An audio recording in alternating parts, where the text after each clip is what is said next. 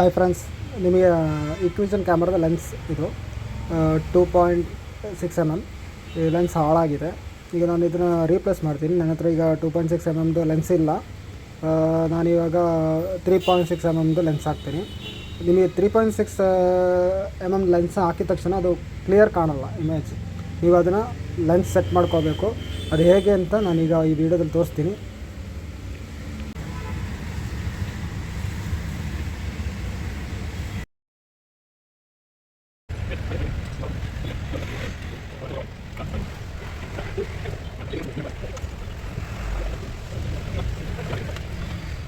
ಈ ಶೈನಿಂಗ್ ಆಗೋ part camera part. ಈಗ ನಿಮ್ಮದು ಇಲ್ಲಿ ನೋಡಿ, ಡಿಸ್ಪ್ಲೇ ಕಾಣ್ಬೋದು. ನಾನು ಕೈ ತೆಗೆದಾಗ ಇಮೇಜ್ ಬರುತ್ತೆ ನೋಡಿ.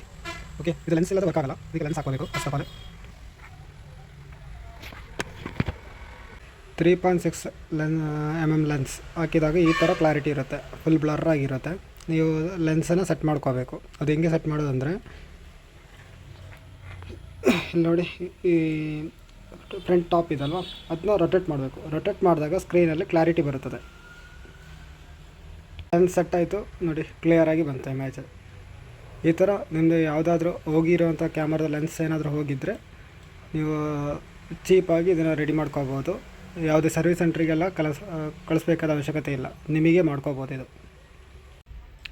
ಇವಾಗ ನೋಡಿ ಕ್ಲಿಯರಾಗಿ ಬಂದಿದೆ. ನಾನು ಫುಲ್ ಸೆಟ್ ಮಾಡಿದ್ದೀನಿ ಕ್ಯಾಮರಾನ ನೋಡಿ, ಫುಲ್ ಸೆಟ್ ಮಾಡಿ ಕ್ಲಿಯರಾಗಿ ಬಂದಿದೆ.